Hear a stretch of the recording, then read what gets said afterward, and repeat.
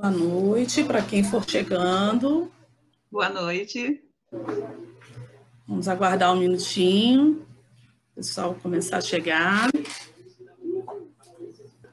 Hoje nós estamos aqui com a Fernanda Dias, da Casa Espírita, Renê Peça, de Araruama, que você falou para mim? Cabo Frio. Cabo Frio, olha, fui mais longe ainda. Seja bem-vinda, Fernanda. Obrigada, é um prazer estar aqui. Prazer é nosso. Vamos aguardar mais. Uma boa noite aqui para o pessoal no chat também. A Elter está dando boa noite, a Rose. Vamos esperar o pessoal ir entrando para a gente começar. Fernanda dando boa noite aí também. O pessoal. A gente vai se acostumando aí com essa era tecnológica, né? Eu acho muito bom. É, verdade. Até a dona Elter apareceu, ó, que eu não estava vendo ela mais. Apareceu nas palestras, tá vendo, Elter? Bom te ver aí.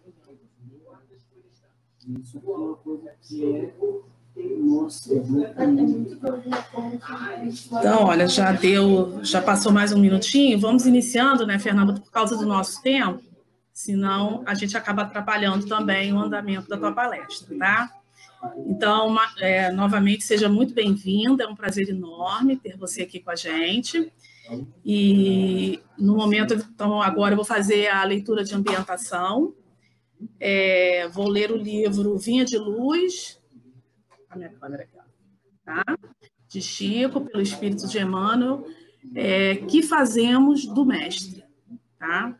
Essa página estava marcadinha há tanto tempo, aí eu estava aqui folheando o livro, fui ver que página era essa marcada e achei que tinha tudo a ver. Estava marcada justamente para hoje, então, né?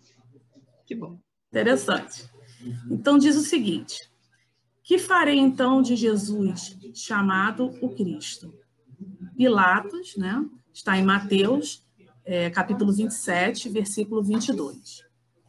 Nos círculos do cristianismo, a pergunta de Pilatos reveste-se de singular importância.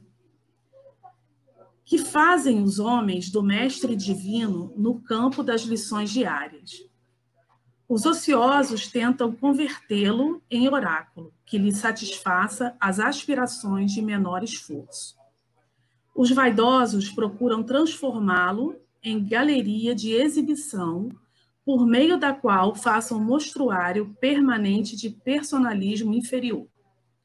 Os insensatos chamam-no indebitamente à aprovação dos desvarios a que se entregam, à distância do trabalho digno.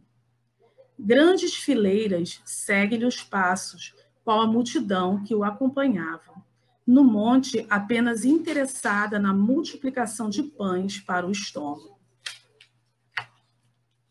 Outros se acercam dele, buscando atormentá-lo à maneira dos fariseus arguciosos, rogando sinais do céu. Numerosas pessoas visitam-no, imitando o gesto de Jairo, suplicando bênçãos, crendo e descrendo ao mesmo tempo.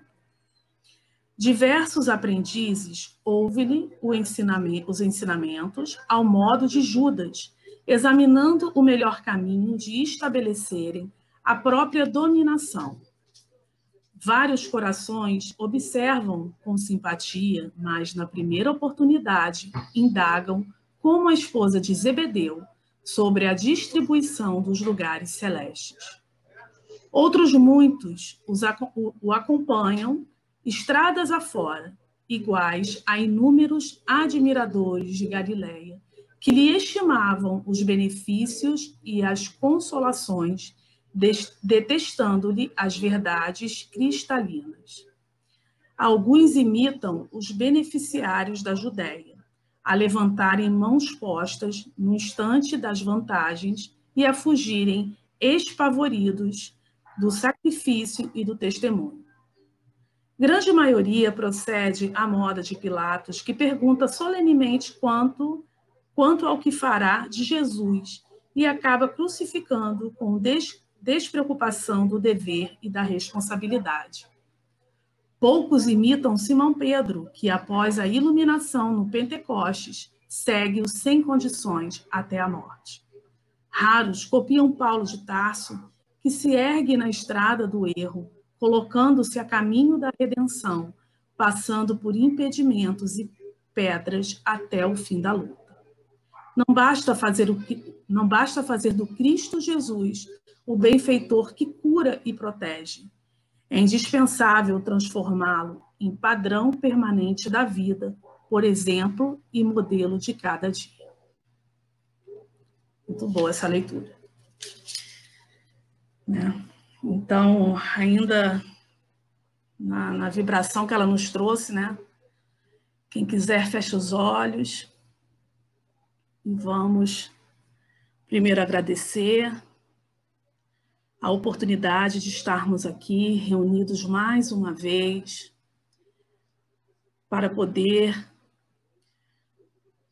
falar um pouquinho de Jesus, discutir um pouco dos seus ensinamentos, aprender mais um pouco, porque nem sempre podemos fazer isso, mas agora sim.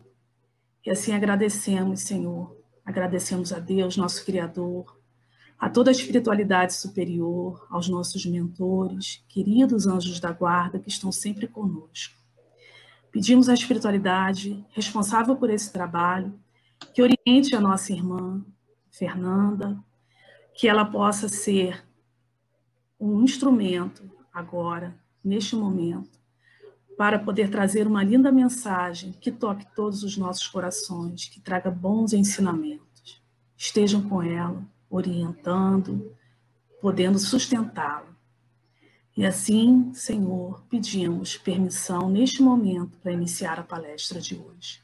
Que assim seja. Que assim seja. Então, mais uma vez, boa noite para todos que chegaram. E olha, Marcelo Turra está aqui. Marcelo chegou. Fátima, boa noite. Todos os que também ainda não falaram aqui no nosso chat. Sejam muito bem-vindos. Então, Fernanda, vou te deixar aqui com eles. Qualquer coisa me chama, tá bom? Fica à vontade. Tá? Tudo bem. Estou te deixando aqui. Boa noite, queridos amigos da Casa Suave Caminho de Rio das Ostras. Olá, os amigos que já dei boa noite ali. Obrigada, meu querido amigo Marcelo Turra, que está me recomendando uma boa palestra hoje. E vamos começar.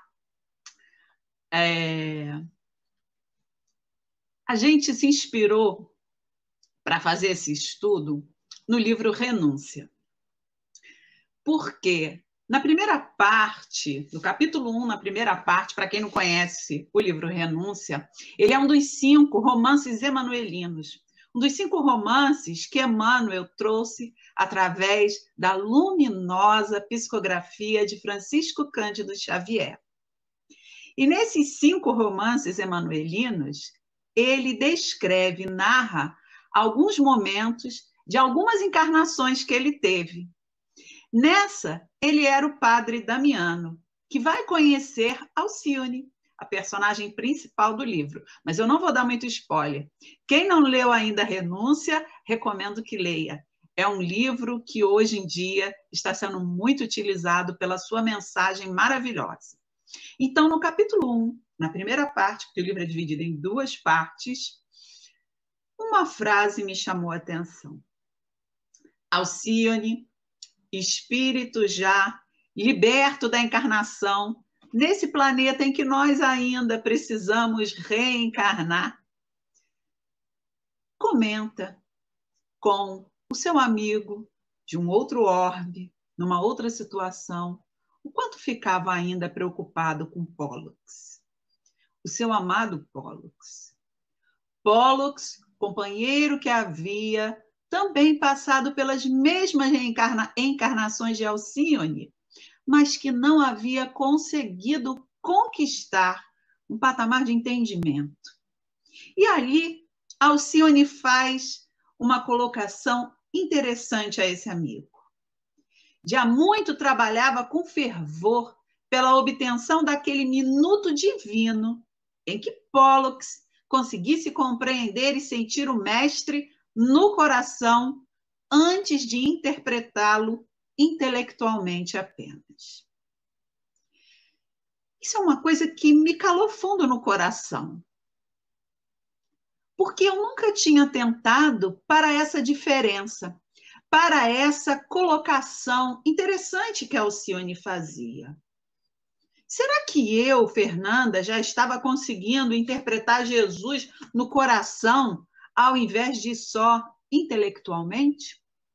Quando nós falamos intelectualmente da interpretação de Jesus, acredito que se refere ao fato de nós conhecermos as suas passagens, de nós conseguirmos compreender as suas passagens.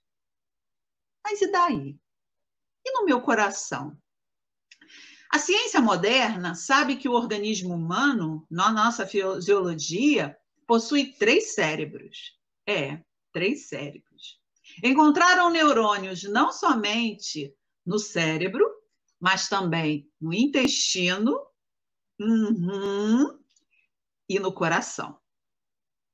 Fiquei eu pensando, será que eu não estou conseguindo entender o mestre com esses neurônios do meu coração? O que falta para eu sentir o mestre dessa forma? Porque todos nós repetimos que amamos Jesus, que queremos seguir com ele, que queremos participar desse reino de luz e de paz que ele tanto anuncia, que queremos passar direto para outras regiões, de preferência regiões mais altas no plano espiritual. Mas como fazer isso? O que nos falta ainda para entender Jesus? O que nos falta ainda para seguir o Mestre? O que nos falta ainda para aprender com Jesus? Muito bem. Eu, como espírita que sou, tenho que falar das minhas concepções segundo o Espiritismo, segundo Allan Kardec. E vamos repensar aqui, refletir. Nós, os espíritas, acreditamos no quê? Bom, nós acreditamos no exercício da fé raciocinada e nós acreditamos também na prática dos ensinamentos de Jesus. Então, para nós, a fé e a razão não são 2 mãos distintas nessa via, nesse caminho interminável da nossa vida. Na verdade, elas devem estar sempre alinhadas, a fé e a razão. E a outra que a gente acredita é na prática dos ensinamentos de Jesus. A prática, então, é quando nós conseguirmos não só compreender a leitura do seu evangelho, ou melhor, a leitura do evangelho de Deus, nos trazida por Jesus. Porque Jesus é chamado de Cristo porque ele é o ungido de Deus, o mensageiro de Deus. Como mensageiro de Deus, ele é o portador da sua mensagem, o ser crístico que vem nos falar sobre a mensagem de Deus. Então, no Evangelho de Deus, Jesus nos convida a seguir com ele, a praticar como ele. Então, Jesus não nos ensina oralmente. Ele até nos exemplifica com palavras, mas nos exemplifica muito mais com as suas atitudes, com as suas ações, com a sua forma de agir diante de cada situação que se apresenta. Muito bem. Então, se nós, espíritas, acreditamos na fé raciocinada, nós acreditamos em alguns pontos interessantes que nós, de vez em quando, precisamos rever, principalmente nesse momento em que nós passamos. E por quê? Porque nós vivemos num momento de transição planetária. Segundo alguns estudiosos, estamos chegando ao ápice da transição.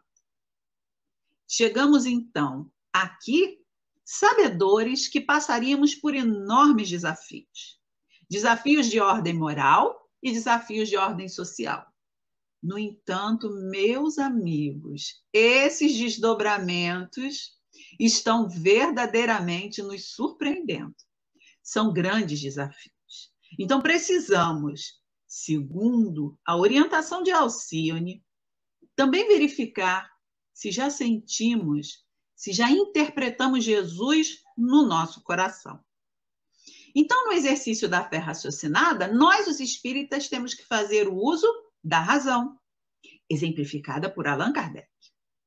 Allan Kardec utiliza-se do bom senso para elaborar os postulados dessa doutrina que abraçamos. Nós também acreditamos na força do pensamento. Allan Kardec, magnetizador, sabia na força que o pensamento tinha, a força que o corpo físico emanava, na força de uma palavra, de uma vontade. Nós espíritas acreditamos isso na nossa fé raciocinada. Acreditamos também na eficácia da ciência. Allan Kardec exemplifica tanto isso ao ponto de dizer que, se em algum momento a doutrina espírita falasse de forma contrária à ciência, que nós ficássemos com a ciência e não com a doutrina espírita. E é por isso que ele coloca aquela famosa frase que nós adoramos colocar como assim, numa camisa, né? A gente gostaria de poder ter uma camisa onde a gente pudesse ostentar essa frase. Fé verdadeira é aquela que pode encarar face a face a razão em todas as épocas da humanidade. Por isso, Allan Kardec coloca isso como uma orientação aos futuros espíritas. Quando a ciência falar algo diferente do que a doutrina espírita fala, a doutrina espírita precisará se adequar à ciência. Acreditamos também na apuração da verdade através de evidências lógicas que validem argumentações e fatos. Nós não acreditamos por acreditar. Nós somos espíritas. Então, nós acreditamos em Deus, acreditamos na pluralidade das existências, acreditamos na pluralidade dos mundos habitados, acreditamos na comunicabilidade com os espíritos, e para isso, para todas essas crenças, e acreditamos na imortalidade da alma, pulei uma. Para isso, para todas essas crenças, Allan Kardec elaborou raciocínios lógicos, aliada à orientação dos espíritos, que se comunicaram através de mais de 1000 centros espíritas sérios, que ele confiava para compilar o Livro dos Espíritos e as obras subsequentes do Pentateuco kardeciano. Então, Allan Kardec, ele apurava a verdade através de evidências lógicas. Qual evidência lógica, Fernanda? Bom, ele comparava todas as mensagens recebidas. E, sendo assim, ele só ficava com aquelas que elas se repetiam e que pareciam realmente dotadas de bom senso. É a universalidade da mensagem dos espíritos. Na prática dos ensinamentos de Jesus, nós acreditamos também no perdão das ofensas. Então, como espíritas, nós acreditamos em todo esse cabedal lógico da fé raciocinada, nesse exercício, e na prática dos ensinamentos de Jesus, como está na questão 625 do Livro dos Espíritos. Qual é o homem que serve de modelo e guia para a humanidade? Vede Jesus. Os bons espíritos poderiam, os espíritos da codificação, superiores, benfeitores, sabedores que esse era um momento importante para a humanidade, poderiam nos ter dado vários exemplos. Mas citaram somente um. Citaram somente Jesus, o governador do nosso planeta, o senhor desta vinha, o responsável que fez questão de há 2000 anos atrás vir aqui, ele mesmo, e nos ensinar através do exemplo toda essa mensagem de Deus para a nossa evolução. Então, na prática dos ensinamentos de Jesus, que é o nosso modelo e guia, nós acreditamos no perdão das ofensas. Está lá no seu evangelho. Várias passagens sobre isso. Se alguém te pede para andar 1000 léguas com ele, 1000 milhas com ele, vai e anda 2000. Se alguém te esbofeteia numa face direita, oferece a ele a outra, pedindo sempre que nós perdoemos as pessoas que nos façam mal. Diz mais: reconcilia-te com o teu inimigo enquanto estás a caminho, para que o juiz, a consciência, não te venha e te coloque na prisão. Então, na prática dos ensinamentos de Jesus, acreditamos no perdão das ofensas. Acreditamos na coragem pacífica. Não acreditamos na coragem imbuída de vontade de luta, imbuída de vontade de guerra, imbuída de vontade de morte, de violência, de truculência e de dor. Pois Jesus sofreu tudo isso e jamais impôs isso a ninguém. E nós, sabedores do ser que Jesus era, sabedores que Jesus presidiu o momento em que o nosso planeta foi formado, que foi ele, aquele que esteve aqui orientando todo o surgimento da vida no nosso planeta, nós sabemos o quão poderoso Jesus é. Nós sabemos que se ele quisesse, nada do que aconteceu com ele, nenhum dos seus sofrimentos físicos enquanto esteve encarnado, teria acontecido. Então Jesus teve a coragem pacífica. A coragem que ele quer nos inspirar. A coragem de viver o momento e o tempo em que estamos vivendo, suportando, mas também atuando de forma firme, de forma verdadeira. Jesus não deixava de ir falar no templo a verdade, que ele era portador. Mas Jesus também não afrontava ninguém. Jesus não deixava de se posicionar contra o erro, seja lá qual ele fosse, mesmo quando ele foi esbofeteado. Mas de forma alguma ele violentou ninguém para que a verdade se impusesse. Na verdade, a página do início narra bem a posição de todos os discípulos e de todos aqueles que estiveram ao lado de Jesus e que erroneamente o interpretaram. Então, na prática dos ensinamentos de Jesus, a coragem pacífica e no amor incondicional por todos nós. Sabia ele que até aqueles que o agrediam mereciam, sim, o seu amor. Para ele, não havia diferença entre o hebreu, entre o judeu, entre o servo de Roma, nem o soldado de Roma. Atendeu ao soldado, atendeu ao servo, atendeu a qualquer um que precisasse da sua ajuda. Embora andasse com os discípulos, também não deixou com o seu amor de orientá-los, seja no sim, sim ou no não, não. Era assertivo, não se desviava do propósito que ele precisava ter. Falava com o seu amor, mas não deixava de falar o que eles precisavam ouvir. E precisamos também aprender, na prática dos ensinamentos de Jesus, o sacrifício de si mesmo pelo próximo. Tão difícil isso hoje em dia. No mundo que nos convida a fazermos aquilo que é melhor para nós, a fazermos aquilo que nos traria felicidade imediata. Mas Jesus nos exemplificou diferente, que é preciso se sacrificar. É por isso que para muitas pessoas, quando vem alguém se sacrificar em nome de um ou outro, entendem que a pessoa é ingênua, que a pessoa, nossa, tão simples, vamos falar até o português correto, que a pessoa, tadinha, tão ignorante. Talvez a pessoa já esteja aprendendo em seu coração aquilo que Jesus recomendou. Não nos cabe julgar ninguém. Também foi um grande ensino do Mestre. O Evangelho segundo o Espiritismo nos ensina segundo Allan Kardec, fala do próprio Allan Kardec, que, em sua origem, o homem só tem instintos. Quando ele está mais avançado e corrompido, interessante esse termo de Kardec, só tem sensações. Mas quando instruído e depurado, tem sentimentos.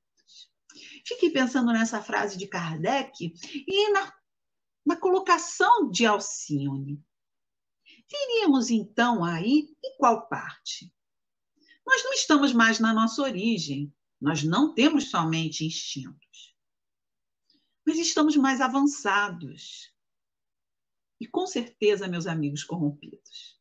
Corrompidos pelas nossas paixões, corrompidos pelo prazer imediato, corrompidos pelo materialismo, mesmo nós espíritas. Quantos de nós andam por aí fazendo exatamente aquilo que estudam dentro do centro espírita para não fazer?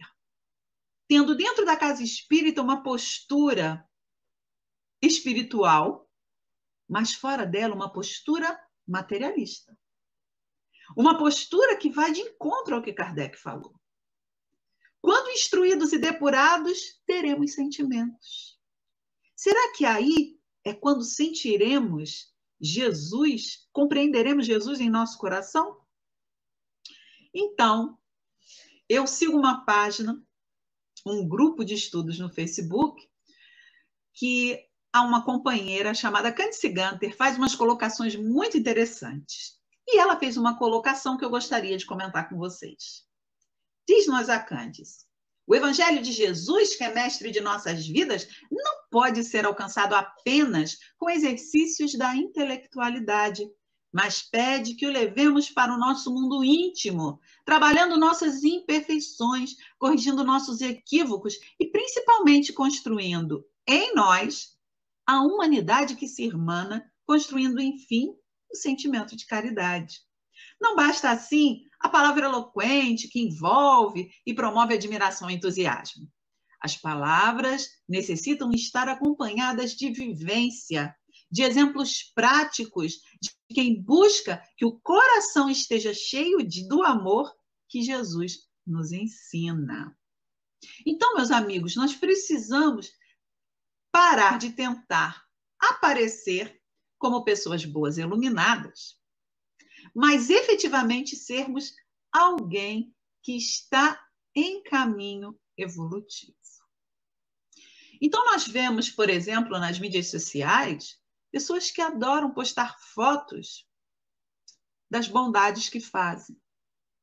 E aqui eu quero abrir um parênteses. É óbvio que eu não estou falando das casas espíritas que postam os seus trabalhos sociais, nem de qualquer outra casa, seja de que religião for. Eu acho isso válido. O mundo carece de bons exemplos. O mundo carece de exemplos nobres que precisam ser divulgados para combater os maus exemplos que a todo momento são divulgados. Eu estou falando daquelas pessoas que intimamente se comprazem em mostrar que fizeram o bem, que intimamente ficam felizes em se colocar como pessoas que fazem a caridade. Jesus nos orienta sobre isso também. Não saiba a sua mão esquerda o que fez a mão direita. É claro que, como exemplo de amor, Jesus se materializou. E ele era a própria divulgação da mensagem de Deus. Mas nós, enquanto espíritos ainda, que não somos imbuídos desse sentimento, que não ainda compreendemos com perfeita exatidão o Mestre em nosso coração, nós devemos evitar isso. As nossas instituições devem fazê-lo. Devem mostrar para as pessoas que são um núcleo para isso. Mas não nós na nossa intimidade. Nós precisamos ser, então, alguém que está em caminho evolutivo. Como alguém que marcha por uma estrada totalmente escura e percebe que só vem a luz da lua sobre cima dela. Apoiada somente nos ensinamentos e nas virtudes que conquistou, e não devemos ter medo. Estamos passando exatamente por essa situação, por essa sensação, esse sentimento de que nós estamos numa rua muito escura e que nós não sabemos o que tem ao nosso lado, quem caminha, quais são as pedras que vão surgir daqui a algum momento, daqui a alguns metros à nossa frente, porque todos nós sabemos que é um momento de dificuldade, que é um momento de grande teste para nós. Um momento em que nós também estamos responsáveis, porque se chegamos a esses momentos, foi porque nós permitimos. Nós sabíamos, por exemplo, que esses momentos seriam de desafios morais, desafios sociais e coletivos. Mas a gente, quando falava em coletivo, pensava, coletivo é um desastre, é uma tsunami, é um terremoto. Descobrimos que pode ser mais do que isso. Descobrimos que pode ser um momento social. Descobrimos que pode ser uma instabilidade econômica. E aí, ficamos nos perguntando, onde, em que momento da nossa existência, da nossa imortalidade, em que estivemos encarnados, fomos responsáveis por algo assim em algum lugar? Por que hoje temos que passar por essa situação? As pessoas, a gente vê com muita tristeza no coração, elas falarem muito mal do país, desse nosso país, que nós acreditamos que é o local onde Jesus transplantou o seu evangelho. Tirou do velho mundo e colocou aqui, para que ele frutificasse. E o que é o evangelho se não isso? Se não é o evangelho, se não exatamente a boa nova para aqueles que sofrem. Quem leu atentamente A Caminho da Luz, de Emmanuel, sabe muito bem que Emmanuel fala que nós estamos aqui não porque somos privilegiados para viver na pátria do Evangelho, mas porque somos grandes devedores das nossas consciências. Então, precisamos do Evangelho para que o Evangelho nos ensine. Precisamos estar encarnados nesse momento para que esses momentos nos despertem, para que sintamos na pele o que podemos já ter feito em outros movimentos sociais, em outras localidades, quiçá do próprio país onde nós estamos. Então, meus amigos, é preciso não somente conhecer a mensagem do Cristo. Alcione diz, num trecho da segunda parte, onde ela e Padre Mariano descrevem como fazem os estudos do Evangelho, que a mensagem do Cristo precisa ser conhecida, meditada, sentida e vivida. Conhecer, muitos de nós já a conhecem, mas será que já a sentimos completamente? Devemos sentir algumas das suas passagens, principalmente daquelas que estão muito próximas de nós. As mensagens do Cristo, que às vezes nos falam sobre o sofrimento, que nos falam sobre a fé, porque nós, infelizmente, ainda temos disso. Na nossa materialidade, procuramos a mensagem que se adequa à nossa vida. Mas Jesus quer mais de nós. Precisamos sair daquele conceito de que estamos abaixo de Jesus. Ele nos convida para estarmos ao lado, caminhando com ele, como os seus discípulos. Ao lado. Capazes de compreender, capazes de refletir a sua mensagem e senti-la em nossos corações. Fiquei muito feliz quando na mensagem de Emmanuel ele fala de Pedro. Porque Pedro é o apóstolo que mais se assemelha a nós. Jesus era capaz de exaltar Pedro. E 2 versículos depois a gente lê no Evangelho ele reprochando Pedro. Porque Pedro somos nós, instáveis. Nós queremos Jesus. Nós queremos segui-lo, nós queremos senti-lo, nós queremos ter o mérito de conviver com o Mestre. mas nós erramos a todo momento, porque nós queremos isso, mas também queremos continuar sendo as pessoas que somos. Queremos continuar sendo falíveis. Queremos abandonar todas as pessoas que estão nos atrapalhando na nossa mente, nos atrapalhando a vida. Nós queremos ter o direito de escolher pela nossa felicidade, mesmo sabendo que muitos daqueles que nos causam esse sentimento de infelicidade são pessoas que nós já fizemos infelizes também em outro momento. Então, Alcione, quando fala isso, nos situa exatamente no nosso lugar. Porque podemos conhecer a mensagem de Jesus. Podemos agora estar meditando sobre a sua mensagem. Mas sentir e viver a mensagem de Jesus é o nosso grande desafio. Há um trecho também que gostaria de compartilhar com vocês. Diz assim: necessitamos do livro Renúncia. Necessitamos renovar ideais, imprimir novo impulso à nossa volição enfraquecida, ao nosso andar enfraquecido. O passado vai longe e faz-se imprescindível arregimentar todas as forças para as lutas que vêm perto. A providência misericordiosa do Todo-Poderoso nos concede ensanches de novas experiências na Terra.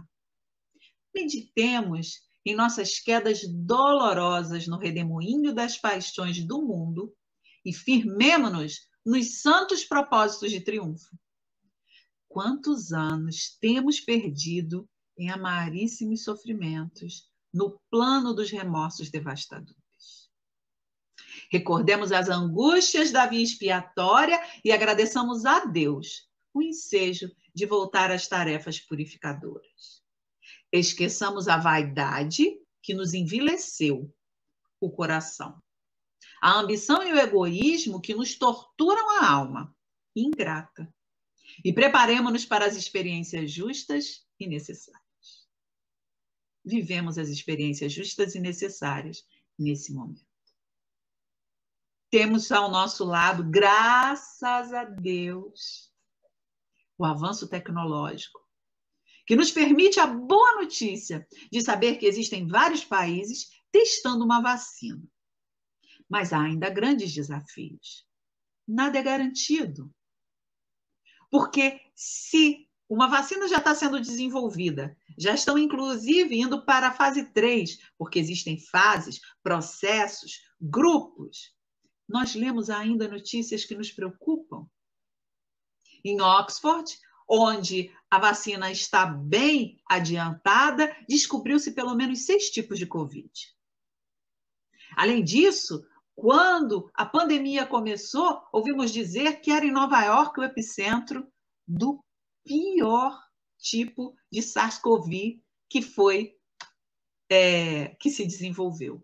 Porque para cada país, para cada organismo pertencente a cada um dos países do globo terrestre, o vírus desenvolveu um tipo de cepa. Ele evoluiu de uma forma. Ouvimos também que, nesse momento em que vários países estão desenvolvendo a vacina, que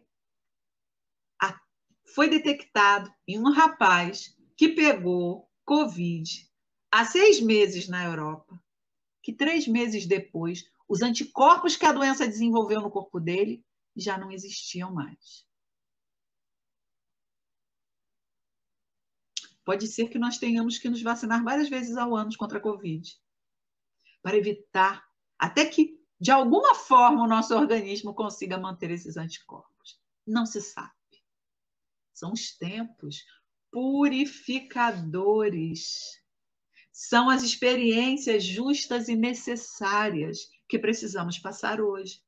E precisamos lembrar aquele trecho do Evangelho segundo o Espiritismo, que diz que precisamos pensar e refletir sobre tudo o que nós passamos e a forma com que nós manifestamos essa nossa aceitação indica como nós estamos entendendo e sentindo o momento.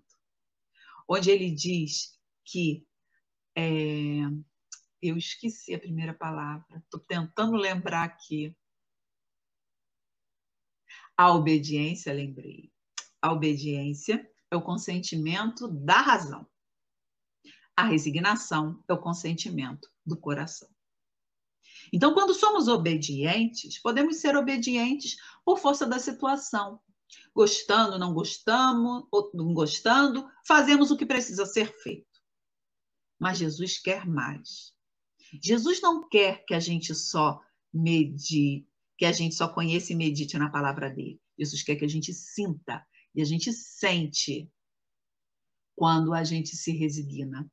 Porque é o coração aí que funciona como guia das nossas atitudes, nesse sentimento elevado. E, justamente para falar sobre sentimento e razão, vamos terminando o nosso estudo comentando alguns trechos de uma página de Emmanuel, que está no livro Coletânea do Além, de Francisco Cândido Xavier, e com diversos espíritos.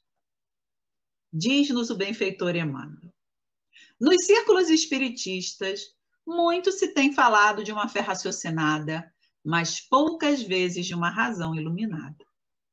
O cérebro e o coração não podem viver separados na tarefa construtiva. Sem a perfeita harmonia de ambos, todo trabalho edificante torna-se impossível. O primeiro, sem o segundo, fez o veneno ideológico da negação, com as suas nefastas consequências. O segundo, sem o primeiro, descansou nos domínios da fantasia e da extravagância dogmática. A razão calcula, cataloga, compara, analisa o sentimento, cria, edifica, alimenta, ilumina. A razão é o caminho humano, o sentimento é a luz divina. Só o sentimento é bastante grande para elevar-se da esfera comum, quebrando as fórmulas rasteiras. Os espiritistas sinceros devem saber que a ciência e a filosofia do planeta são um conjunto de verdades provisórias. Suas equações variam de cérebro a cérebro, como de escola para escola. É por essa causa justa que o espiritista cristão, invocando o raciocínio em todos os instantes da vida, não deve esquecer sua iluminação própria na fé, de sua elevação sentimental, de sua riqueza interior, em suma, de seu aperfeiçoamento individual na lei do esforço próprio. Meus amigos, nós estamos nesse momento. No momento em que o nosso esforço precisa ser um pouco maior. É preciso ter um pouco mais de disposição e vontade. É preciso acreditar que esse momento vai sim passar. Tudo passa. Mas é preciso que a gente agradeça ao momento que nós estamos vivendo. Seja de que forma nós estejamos passando. Isso não é falta de empatia, muito pelo contrário. É compreensão racional naquilo que a doutrina espírita nos alerta. Vamos amparar aqueles que estão mais sofredores. Vamos amparar porque a caridade assim nos orienta. Nos orienta que nós precisamos fazer aquilo que o Evangelho, trazido por Jesus, ao nosso conhecimento, nos dá. Entendimento, empatia, caridade quanto ao sofrimento com as pessoas. Mas vamos também entender o nosso momento. Eu tenho uma pergunta para fazer para vocês. Como está sendo esse momento de isolamento social? Como foi para você? Você se descobriu? Você se reinventou? Você fez coisas diferentes? Você se desafiou um pouco mais? Porque nós tivemos essa oportunidade de nos voltarmos para dentro de nós, de nos voltarmos para a nossa família, cada um na sua particularidade. Então, meus amigos, Jesus está aí como nosso modelo e guia. Ele não teve medo da dificuldade. Para quem fala que ele era muito mais evoluído, lembre-se que nós estamos nesse caminho. Nós não precisamos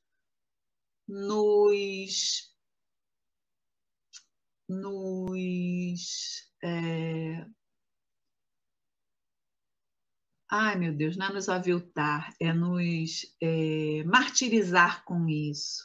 Nós não precisamos usar de uma violência, nós não precisamos nos violentar, era essa a palavra que eu estava procurando, nessa busca. No Livro dos Espíritos, lá nas leis de sociedade, Allan Kardec faz a pergunta que eu acho que a gente pode também refletir sobre ela no seu ponto, no seu cunho moral. Ele pergunta aos espíritos qual o limite do trabalho. E os espíritos respondem: o limite do trabalho é o limite das forças. Então, todos nós temos um limite. Um limite que nós conseguimos empregar essas mudanças, um limite que a gente consegue fazer a nossa transformação. Mas nós sempre podemos tentar um pouquinho mais. Porque esse, meus amigos, é verdadeiramente o sentido do espiritismo na nossa vida. Isso é o que nos qualifica como espíritas ou espiritistas. É saber que nós conseguimos domar as nossas más inclinações. Até o limite que nós podemos conseguir. Com a força que nós temos. Individual. Jesus, o mestre pedagógico por excelência, sabe que cada um de nós se encontra num determinado patamar. E cada um de nós conseguirá, com certeza, alcançar os seus objetivos nessa encarnação. Sendo assim, vamos terminar o nosso estudo, complementando aqui com uma última passagem do trecho do livro Renúncia, lá na primeira parte, onde Alcione faz uma prece belíssima e diz: permiti, meu Salvador, que possamos honrar o vosso nome, trabalhando na seara de perdão, de verdade e de amor com a vossa doutrina. Abençoai nossas lutas salvadoras, dai-nos a força para vos testemunhar eterna finalidade. E assim, companheiros, eu agradeço imensamente a oportunidade que a gente teve hoje aqui com vocês. E vamos encerrar fazendo a nossa prece final. Posso fazer, Marta? Pode, por favor.